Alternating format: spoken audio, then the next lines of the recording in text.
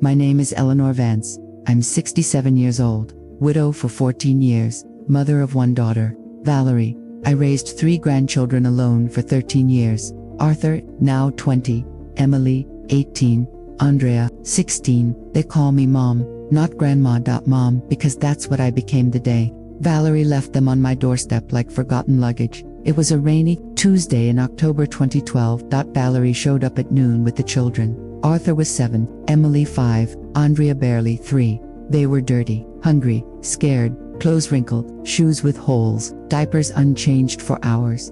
She carried one plastic bag with a few things thrown inside. No diapers, no clean clothes, no favorite toys. She looked at me with empty eyes and said, "Mom, I need you to keep them for a while, just a few weeks. I'll be back when I sort things out." I asked what was wrong, if she needed money, if the children's father had hurt her. She only repeated, "I'll be back soon." She kissed each child quickly, a mechanical gesture, and left in a taxi. The children ran to the window screaming, "Mommy," but she never looked back. That night, Arthur asked, "When is Mommy coming home?" I said, "Soon, sweetheart." I lied for the first time. Weeks became months. Months became years. Valerie disappeared. No calls. No letters. No Christmas cards. No birthday wishes. No single dollar for food, clothes, school supplies, doctor visits. I sold my mother's gold necklace to pay the first hospital bill when Andrea got pneumonia. I took weekend cleaning jobs at 62 years old so they could have Christmas presents. I learned to give insulin shots when Emily was diagnosed with juvenile diabetes at 14. I sat through every parent-teacher meeting alone. I was the only signature on permission slips, report cards, emergency contacts. For 13 years, I was their mother in every way that matters. Then, 2 months ago, Valerie reappeared, with a lawyer, with makeup, with an elegant suit, and with a custody demand. She stood in my living room and said, "Mom, I've changed. I've overcome my depression. I want my children back." Arthur, who had just turned 20, looked at her like she was a stranger. Emily crossed her arms. Andrea hid behind me. I asked the only question that mattered, "Why now, Valerie?" After 13 years of absolute silence, why now? She smiled, that same fake smile she used as a teenager when she wanted something, "Because I'm ready to be their mother again." 2 weeks later, I received the lawsuit papers, parental kidnapping, alienation of affection, demand for immediate custody. That's when I opened the yellow envelope I had kept sealed for 13 years. Today is December 25th, 2025, Christmas Day. I'm sitting in a cold courtroom. The judge's gavel strikes, the bench like thunder. Here I am, Eleanor Vance, clutching that yellow envelope. Across from me sits Valerie in her perfect suit, her expensive lawyer pointing at me like I'm the criminal. "Your Honor," she says, voice trembling with rehearsed emotion, "my mother has kept my children from me for 13 years without my consent. This is parental kidnapping." The word echoes in the room. Kidnapping. Feel my grandchildren stiffen behind me. Arthur clenches his fists. Emily's eyes fill with tears. Andrea hugs herself the same way she did when she was 3. Judge Theodore Mason looks at me over his glasses. "Mrs. Vance, what do you have to say to these accusations?" I stand slowly. My knees hurt from arthritis, but my voice comes out strong. "Your Honor, I didn't kidnap anyone. I raised the children my daughter abandoned on my doorstep." Valerie jumps up. "That's a lie. I was sick. I had severe postpartum depression. I needed temporary help." Her lawyer calms her. "Your Honor, my client was hospitalized.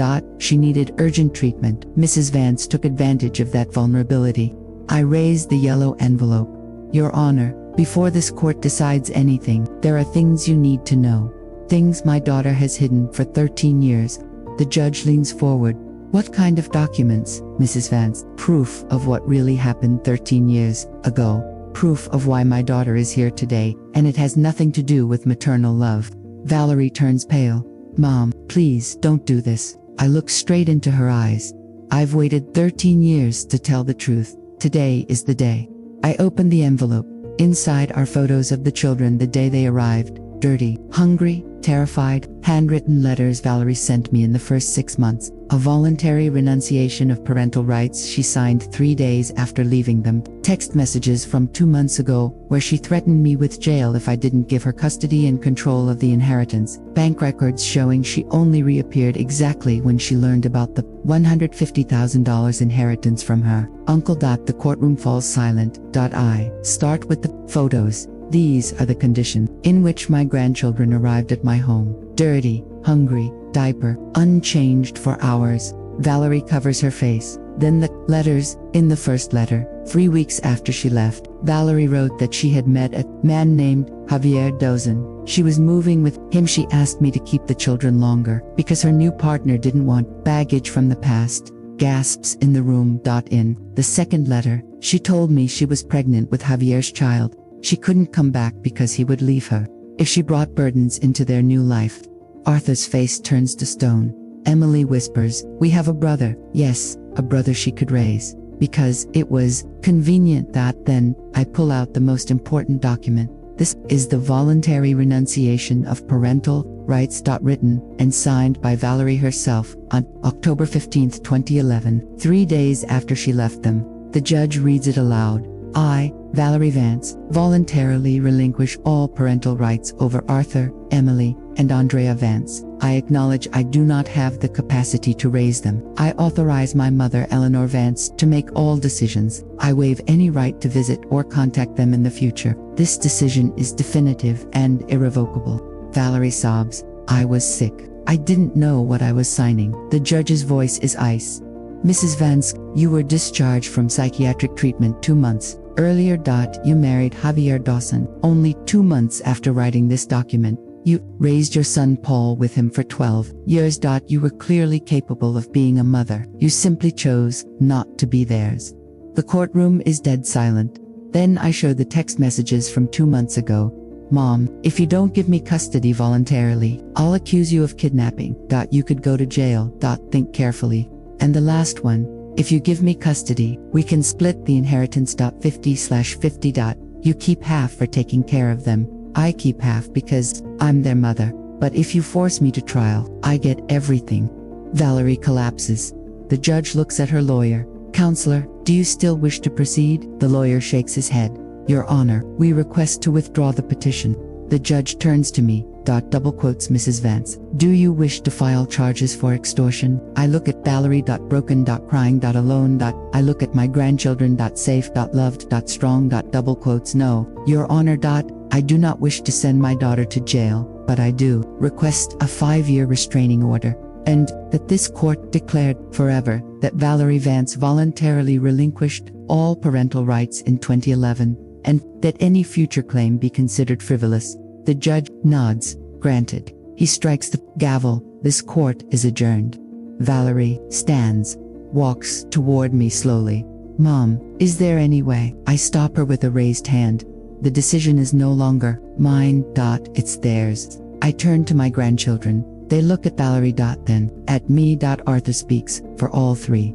We don't hate you, but we don't know you. And right now, we don't want to. Valerie breaks. She leaves the courtroom alone. 3 months later, March 2026, Valerie is living in a small apartment. Working 2 jobs. In therapy. Javier left her, took their son Paul. She hasn't tried to contact us. Not once. My grandchildren are thriving. Arthur started his first engineering job. Emily got a full scholarship. Andrea is applying to music conservatories. Inheritance is safe, waiting for them. And me, I sit on my porch every evening. Watching the sunset. With the 3 children who chose me. Because love isn't about blood. It's about who stays, shows up. Every single day. For 13 years, I stayed, and that's enough. Did you like my story? Which city are you listening from today? Write it in the comments below. If this story touched you, send a super thanks. It helps me keep sharing real stories like this one. On the screen you can see 2 more life stories. I highly recommend. Subscribe so you don't miss the next one. With love and respect, Eleanor. See you in the next story.